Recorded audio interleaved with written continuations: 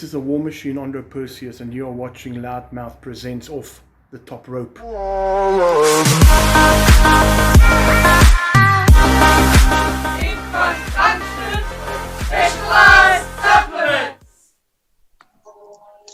right, ladies and gentlemen, we have got a treat for you today. We've got a true journeyman in South African professional wrestling. Welcome, please, the War Machine, Andros Perseus.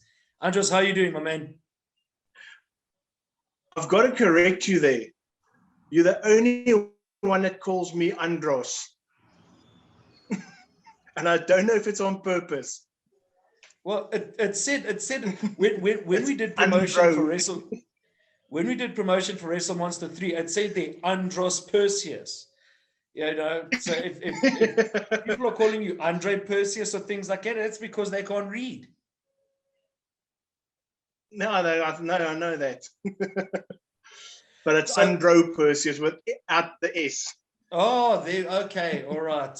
Well, there we go. Okay. Yeah. I apologize. Andro Perseus. So it's with an O and no S.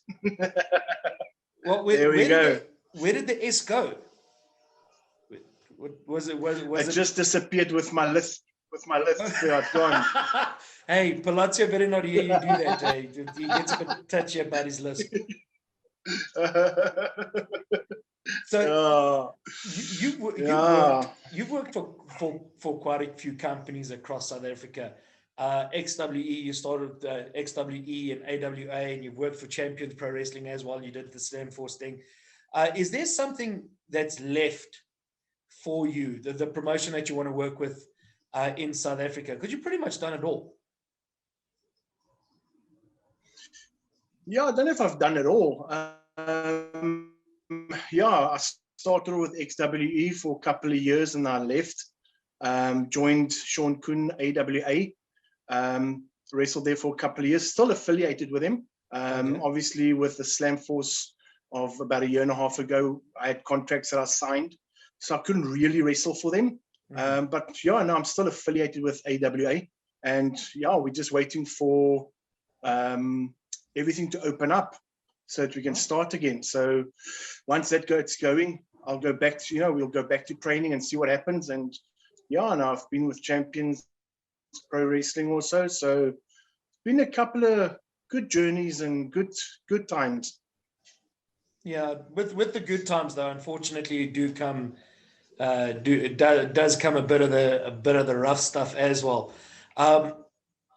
When you left, sure.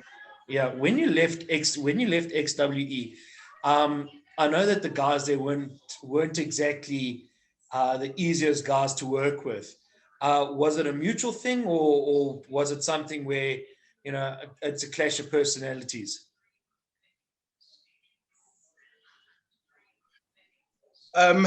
You know what? It wasn't XW as such. It was personal. It was stuff that happened out of the business. I didn't want to be associated with people that, I don't want to get into it too much. Sure. Stuff happened behind the scenes that affected my family.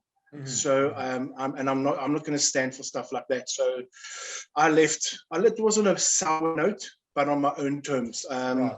There was a contract in place. So I had to stand and stay out the ring for a couple of weeks, which I've done. And yeah, what they say, it's history now. So that's where I started. Can't write it off. It happened. So sure. But like I said, it was more personal than it wasn't wrestling as associated with wrestling. So sure. Okay. And your time at AWA, because you had some high profile matches there. I still think though, if AWA had really they really missed a trick by not having you challenge for one of the titles there. Is your time remembered with AWA fondly? And I know you're still affiliated to it, but this piece before Slam Force. Yes. No. Look, when I joined AWA, I knew who they were. I knew a couple of the names. I've never met them. We met them on a couple of the XW shows, Johnny Palazzo and the guys. Yeah. Never met Sean Kuhn in my life. Went to watch a show, and yeah, I spoke to Johnny, and I said, "Listen here, I'm not affiliated with anybody. Can I join you?" I joined them, and I tell you what, I've never been received the way I was with them. It was really, or is, a brotherhood. So I've got no bad words for them at all, not one. Yeah, there was a couple of awesome matches. My last match was personally disappointing. I got injured. I don't know if anybody knows that I got injured right in the beginning of the match. I popped a rib and I couldn't breathe, so we had to call the match, I think 6 or 7 minutes into the match, and we literally had to call the match. I couldn't breathe at all, and obviously, you know yourself, under the spotlights, it's hot. Oh, yes. So you know that even makes it worse. So yeah, I'm definitely going to make, when the chance comes, I will definitely make a run for something. There's a couple of guys I would love to meet in the ring. My time with them is not finished, so yeah, I know a lot of things to come still. All right, awesome. Are you? I mean, we got a lot of free time on our hands now, and there really is a good mixture of professional wrestling on TV for South Africans at the moment. Have you been taking a look at some of the stuff that's been out there? I'll be brutally honest. No, I haven't. I've missed a hell of a lot. I don't watch too much wrestling at the moment. I lost a bit of interest with this whole COVID situation, the live crowd, and that. You feed off the crowd. Sure. So with the crowd not being there, I find it a bit stale at the moment. I keep my eye on the news, and I read the news, so I know what's happening. Yeah, it's just a bit stale at the moment, my personal view. So it's hard to watch a wrestling match without a crowd, because we as the crowd, you feed off the crowd. As a performer, you feed off the crowd. So, and you can see the difference in matches. So it's difficult to watch at the moment. I'm at the moment watching way more UFC than WWE or AEW and all that stuff. So to me, it's, once it gets back to live crowds probably watch it more often. All right. I've actually spoken to Ananzi and a few other guys about this specifically. When there's not a crowd in an arena and two guys are working, or that's a tag match working, or the ladies are working, or whatever it may be, you tend to get a feeling, especially from a performer's point of view, who the guys are that can actually work in the ring, and who the guys are who, like you say, rely a lot more on the crowd to carry them through the matches than would normally be. So I've been looking at it from a critical point of view, because I've been looking at the guys who can actually work in the ring. And I've noticed there were some guys before that I never noticed, that I've seen wrestle in an empty arena, that I've realized now, damn, that guy can actually work. So it's made a difference for me in that point of view. But I get what you're saying about the crowd not being there. No, I agree with you. You can see the difference in performers, definitely. All right. Now being around the AWA guys and things like that, those guys, the Cape Town guys are wildly talented. They've got a good talent pool there. Who was one of the guys? Excuse me. Who's one of the guys that you look at when they perform? You're like, wow, this guy's got the stuff. If he goes overseas, he's going to make it.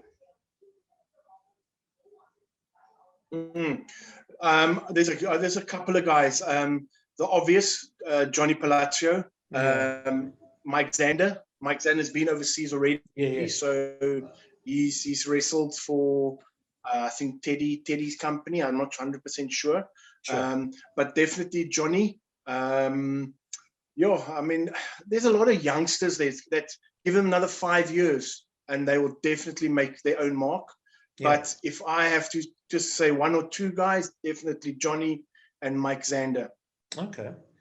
The lack of crowd in the arenas, is that your personal bugbear about what bothers you about wrestling through the lockdown situation, or is there something else that you can pinpoint, besides, of course, the lack of crowds, that you said, yeah, I'm not a fan of? Look, at the moment, I've only watched a little bit of WWE. I've actually noticed AEW being on DSTV as well. Yeah. Look, personally, it's a personal thing. I think it's just you like the crowd. Obviously, the background noise of the crowd. Mhm. Without them being there, you actually realize how hard they're bumping. You know, us as performers, that's what we look at. Yeah. So we can see them bumping, we can hear them bumping. You can hear the communication slightly between the performers, which is also nice, because you don't get to hear that in a live situation with a crowd. But Yeah. personally, I love a crowd. I know all of us, we love wrestling in front of crowds, but if there's a one person in the crowd, or 10 people in the crowd, or 1,000 people in the crowd, you perform night in and night out. That's it. But it makes a big difference for me. Right. Now, I wanna ask this question. You were there at WrestleMonster 3. WrestleMonster 3 had the biggest crowd there. It was a great event. It was well put on. The stage was awesome. Everything, basically the stars aligned for that particular show. Would you take that live crowd over a crowd, say, in the Goodwood Center on a Thursday night? Which one would be your crowd? I'll be honest with you. I haven't been in the Goodwood Center. Sorry, Goodwood Center for the AWA. Yes. Yeah. Okay. Yeah. Sorry, I got the question wrong. I don't know. It's a tough question. No, I'll tell you what. I will take the Goodwood crowd over any other crowd so far. Mhm. They are very knowledgeable, and also being in a civic center, a small one, packing 450, 500 people. It's insane. Sure. WrestleMonster 3, I don't know. You can remember the numbers. I think there was something like 12,000 people. Yeah. I can't Even remember more. clearly. Even more. Also, very, very loud people, and they were behind their own. So it was a PE crowd behind the PE boys, Yeah. and all that stuff. So yes, it was difficult. It was difficult wrestling in front of them, but also being a heel on that show, it was actually amazing feeling the hatred from that crowd. So yeah, but personally, the Goodwood crowd on a Thursday night, House of Pain, I don't think anything tops it at the moment. Sure. Okay. All right. Cape Town boys going to bat for the Cape Town too. I get that. Fine. You've got to support local. That's fine. I have to. Yeah. I asked Johnny the same question. The vibe's a little bit different because it was by the ocean, and it was an awesome day, and it's different from when you wrestling in an open when you wrestle in an open air environment like that. The noise does tend to dissipate a little bit, whereas in a center, the Goodwood Center or Donny van Sale or wherever it may be, that noise kind of stays with you and it kind of reverberates through the stadium. So I get there's case for both. I get it. I want to touch on definitely. I want to touch on Slam Force a bit, because there was it wasn't the ideal situation. No, it wasn't. Yeah.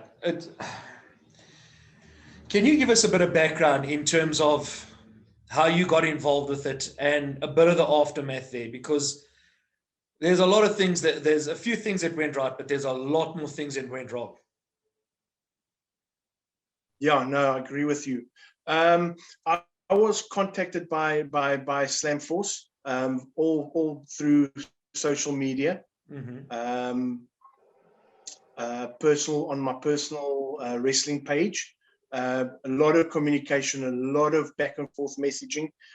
Stuff was obviously said in messages, and contracts were signed. Probably, I think it was, the show was in October. First contact was made probably Feb of that same year, I think, what's it, 2019. Yeah. So we had like I would say about 6 to 7 months before the show contact was made. Look, I'll be honest, I don't have any animosity towards Slamforce at all. I was treated very well. Yes, a lot of stuff happened afterwards, but from day one to the show, everything that was said was done. We flew up the day before, the day before the show, went to the hotel, had a meeting. Regarding the show, it was my first live broadcast of a show. I'm talking live. Sure. It was done on that Fight TV or somewhere. Yeah. So the behind the scenes was crazy busy. Guys like Nelius, Rob Van Dam, PJ, they were crazy busy up until an hour before the show started. Sure. There was small problems. Everybody knows about the ring, stuff that happened in the ring breaking, stuff like that. But it can happen anyway. Sure. But like I said, I don't have any animosity towards Slamforce. I was literally treated very, very well. We wrestled. There was, like I said, contracts in place. Everybody knows what happened afterwards. I think everybody in the industry knows what happened. A lot of things were put on social media, which I believe shouldn't have been put on. But I do understand why people did it. Look, I'm not, how can I say this without sounding, look, everybody knows money wasn't paid. We all know it. 1 or 2 people were paid. The rest hasn't been paid. So it's not a trade secret. Everybody knows it. Sure. The aftermath of everything, I think, probably did a lot of damage. So we'll see. We'll see what happens after COVID, if anything happens with the Slamforce 2 and so forth. So I haven't had any communication for the last probably 2 months. Okay. Where are we now? March, yeah, about 2 months now. So we'll have to see, wait and see what happens. So yeah, it got ugly afterwards, but I mean, who can blame some of the wrestlers for what they did? Sure. So well, I was gonna ask you about the social media thing, because not only was there backlash about what happened with the Slamforce team, but there was also backlash about the social media thing. Now, you said there that there were things that were put on social media that you didn't agree with, and some of the things that you did agree with. You personally, I know when it comes to social media, you keep it strictly professional. Is that a personal choice because of what's happened in the past, or you just feel that some things don't need to be said on a public forum? No, I don't think you need to air the dirty laundry on social media. Yeah, it's a personal thing. It's just a personal thing. I wouldn't do stuff that was done by wrestlers. I think it was taken 2-3 steps too far. Look, I do agree with them. Mm-hmm. I do agree with them.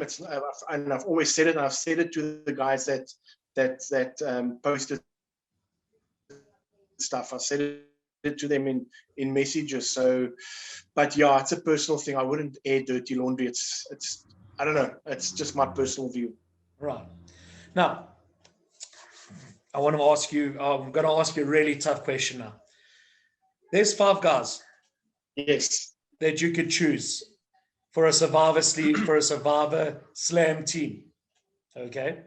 Obviously, you're going to be a wrestler there, but we're looking at 5 other guys that you can have on your team that you would like to wrestle with on a Survivor Series team. Okay, so in my own team. In your own team. Let's see. I'll have to go with, let's start off with the easy one. Is it easy? Okay, I'll start with Johnny Palaccio. Okay. Let's see who else. I will have to go with somebody like Matthew Hammer. Okay.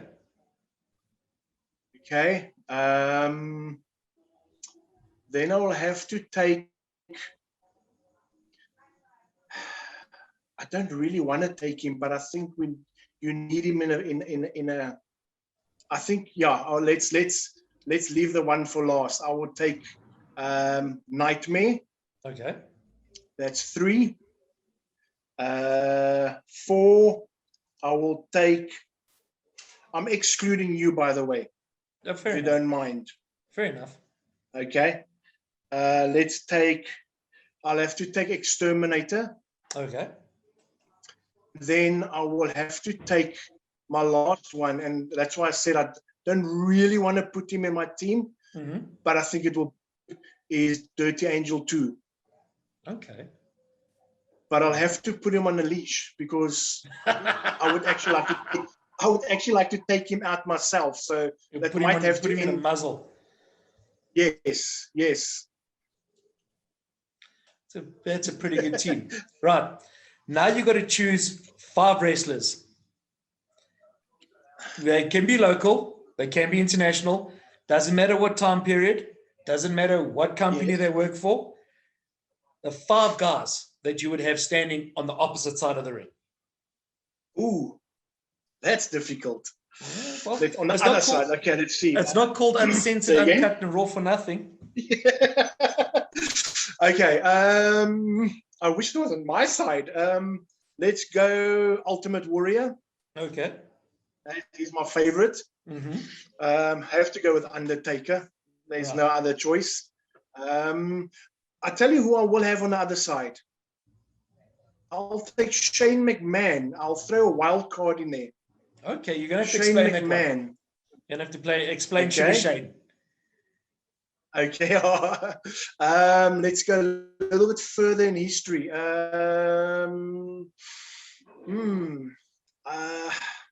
I used to like a guy. I'm just trying to think of his name. I'm crazy with names. Where are we on 3? Yeah.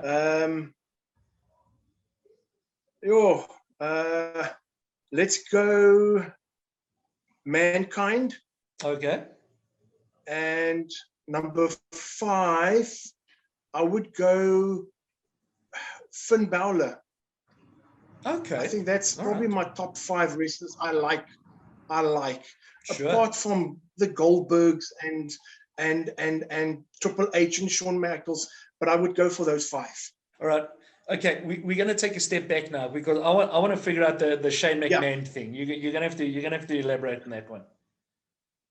I don't know. I just like his style. It's like a guy that doesn't have a background in training of pro wrestling. It was always he played that rich kid money, come out with money, and it always looked like he was bribing the guys off camera, basically. Yes. But he actually had talent. Okay. You know what I mean? So I don't know. I just loved, and obviously he's coming out with the music, a little bit of dancing, and then he does what he does and doesn't have any fear. I think that's probably why. Yeah.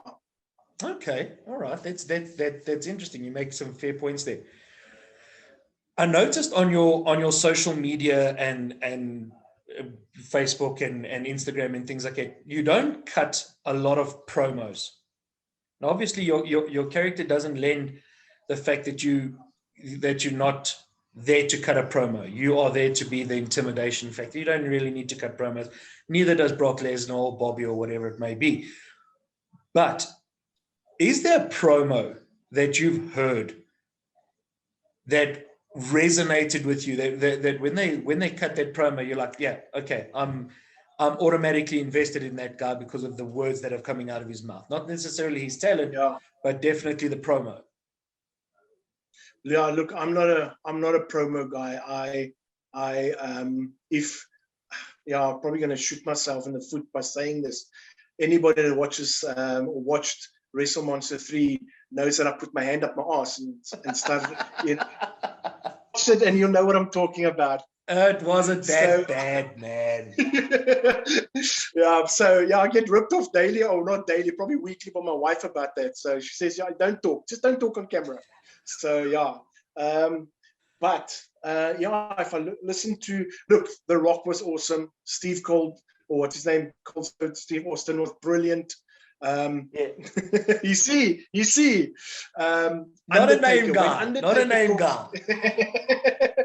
when Undertaker talks, you listen. There we go. There we go. AJ Styles, he can do it as well. I'm just rambling now. So those guys, I tell you what, locally, nobody beats Johnny Palazzo. I think Johnny he can walk into an arena now and he'll have everybody listening to him. Okay. So I think locally, personally, he cuts the best promos. Right. I don't like Mike Zander. I'm putting it out there. Mike Zander, you suck when you do a promo. Well, doesn't Mike put he puts on this faux accent sometimes. I noticed when they wrestled up here at Carnival City, he put on a faux accent a little bit. Some of the guys. So when he was talking, some of the guys went, and looked at him. I know it was weird. Yeah. I don't knock his talent. He's very talented, but man, that accent, I don't know.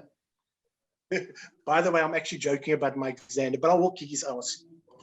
I'm not surprised. I'm not surprised. I see him work out, and he can easily add on an extra 10 kilos there. Just pop on another plate there, Mark. We'll keep going. I owe him one hell of a match, because that injury just cut our match short. So I think once we get back to everything, my first match with AWA should be back with Mike in the ring, just to finish that match. Fair enough. I owe him one big one. Is popping the ring the most painful thing that's happened to you inside the ring, or have you had a worse injury than that? No. It took my breath away. I literally couldn't breathe. So for me in the ring, definitely it was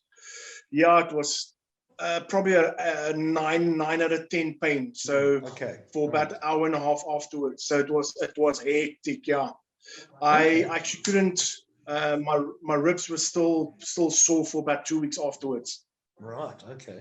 Now, how did that happen specifically in the match? Did it pop out from the intercostal side, or was it an actual break? No, it wasn't a break. It just popped. It's just from a we did a belly to belly. All right. Belly to belly, and I flipped him over, and I obviously landed skew. So obviously landed on my elbow and the rib. So the rib took the impact in the ring. So it was self-inflicted. Yep. There we go. Self-inflicted. Okay. All right. Hey, listen. Yeah, the amount of times I got out of the ring and I'm like, oh, why did I do that? So stupid. I've elbowed myself in the groin, and I've hit myself in the testicles. I don't know how many times. I don't know. I'm so immune to it now. It's just like, okay, it happened. Yeah, it does happen. Is there a person in South Africa? Now, I know we've never stepped into the ring. Johnny Palazzo and I have never stepped into the ring and things like that. Is there a match that you would like to see between two guys in South Africa that hasn't happened yet? That hasn't happened? That hasn't happened yet. Oh, that's interesting. Sure, you're going to have to help me with if they wrestled before. But somebody like, let's see. I'm sure somebody like Crow and Nightmare probably had a match before. Yeah, they have. Okay, okay. To me, that will be a good match. Hardcore match. Somebody like, I can't think who hasn't had matches.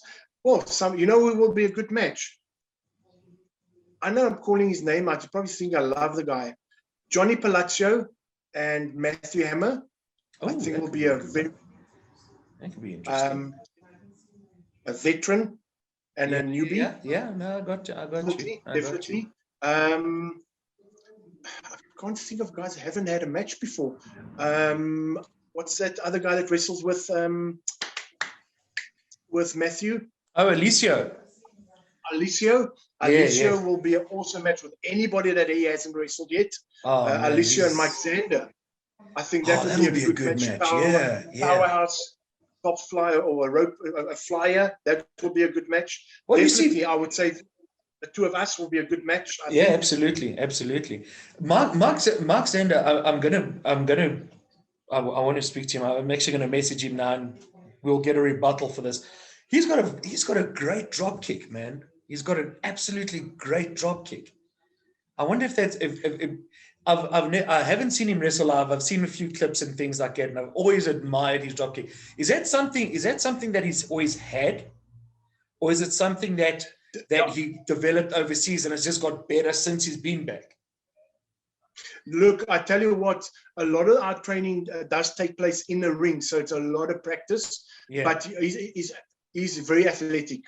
For a big guy, very athletic. Yeah. Strong, and obviously he's got big quads. So, in the ring, a little bit of a spring in the ring. That's why he can drop kick like that, and he does get a lot of height. To drop kick a guy like Congo King, who's 6'2" or whatever he is, and he can drop kick him in the face. Yeah, it's a lot of athleticism. So, right. Last question before we go. Okay, I'm not going to keep you too long. I know it's Friday night. You're drinking water now, like you're trying to play it off. That's cool, but I know you got a beer there somewhere. Exactly. It's somewhere. I know it's somewhere. Who was your first wrestling crush in terms of the ladies? Who was your first wrestling crush? Oh, ladies. Yeah, ladies. Oh. No. I know you wear pink shoelaces. It's fine. I know where you were going there. Yes. Out of the ladies, who was your first wrestling crush? I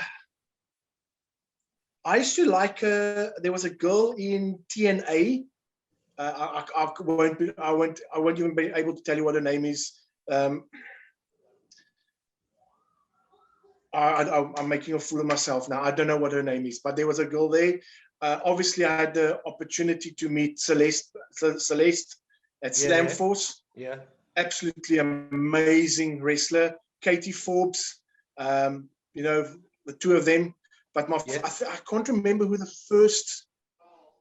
Yeah, I don't know. I'm not good with names. I can't remember the girls' names. There was quite a few. Oh, I'll tell you who. WWE Hall of Famer, Canadian. Trish Stratus. Yes. Okay. Yeah. There we go. Okay. All right. Yeah. All right. Excellent choice. I'm going to put you on the spot now. The spot now. You can choose any wrestler you want in South Africa. You're going to cut a promo on him. WrestleMania 3 style. Let's go. Come on. I can't do that. I don't know. I'm not good with promos. I'm putting you on the spot, man. I know you are putting me on the spot. Man, I tell you what, Loudmouth. Oh, me and you. All right. We will step in the ring, and I will shut you up. It's me against you, 333 style. I will break you in half. We can compare those big calf muscles that you have. There we go. I see you in the gym. I'm trying, man. I'm still trying to curl 5 kilograms. I haven't got there yet. Jeez, I tell you.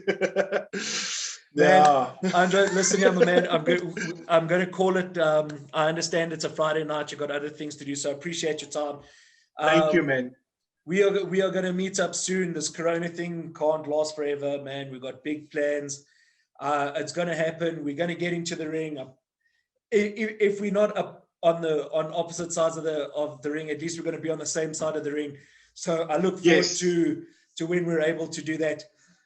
Ladies and gentlemen, Andro Perseus, our guest today, all the way from Cape Town. We want to thank you very much for your time. We appreciate it. This has been Loudmouth Presents Off the Top Rope, uncensored, uncut, and apparently now I can't do a promo either. There we go. You see, it's not that difficult, eh? Cheers, man. Cheers. All righty then. Bye. All right.